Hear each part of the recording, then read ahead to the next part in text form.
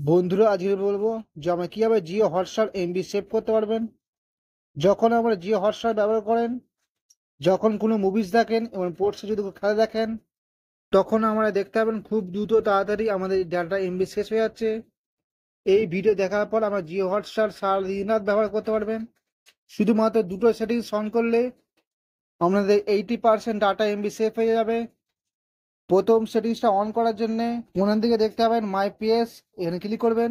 এরপর আমার উপরে দেখতে পাবেন হেল্প সেটিং, এখানে আমরা ক্লিক করবেন। এরপর আপনার দুটি অপশন দেখতে পাবেন, অ্যাকাউন্ট সেটিং আর একটা অপশন ডাউনলোড। এখানে আমরা ডাউনলোড উপরে ক্লিক করবেন। এরপর আমার দুটি অপশন দেখতে পাবেন, ডাউনলোড অনলি ওয়াইফাই আর একটা অপশন দেখতে পাবেন ডিফল্ট ডাউনলোড ভিডিও কোয়ালিটি। আমরা ডিফল্ট ডাউনলোড ভিডিও কোয়ালিটি এই অপশনে ক্লিক করবেন। এরপর এইখানে হয়তো আমাদের ফুল এইচডি থাকতে পারে, এটা আপনারা লো করে দিবেন। এই সেটিংসটা অন করার ফলে জিও হটস্টার আমার সারাদিন ব্যবহার করুন, 80% আমাদের এমবি সেভ হয়ে যাবে। এরপরে যে আমাদের গুরুত্বপূর্ণ সেটিংসটা করতে হবে, তার জন্য আমরা হোমে যাবেন। এরপরে এখান থেকে আমরা যে কোনো ভিডিওকে ওয়াচ করতে হবে। এখন যেহেতু আইপিএল খেলা চলছে, সেজন্য আমি আইপিএল খেলা ওয়াচ করব। এরপর এখানে দেখতে পাবেন ওয়াচ নাও, এখানে ক্লিক করবেন। এরপরে উপরে একটা সেটিংস অপশন দেবেন, এখানে ক্লিক করবেন। এরপর হয়তো এখান থেকে আপনার ফুল এইচডি থাকতে পারে, এখান থেকে এটা আবার ডাটা সেভার করবেন।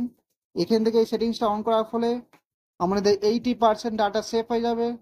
সব দিকে গুরুত্বপূর্ণ সেটিংস এটাই। তো বন্ধুরা, আমরা এই দুটি সেটিংস অন করলে আপনারা জিও হটস্টার সারাদিন ব্যবহার করতে পারবেন।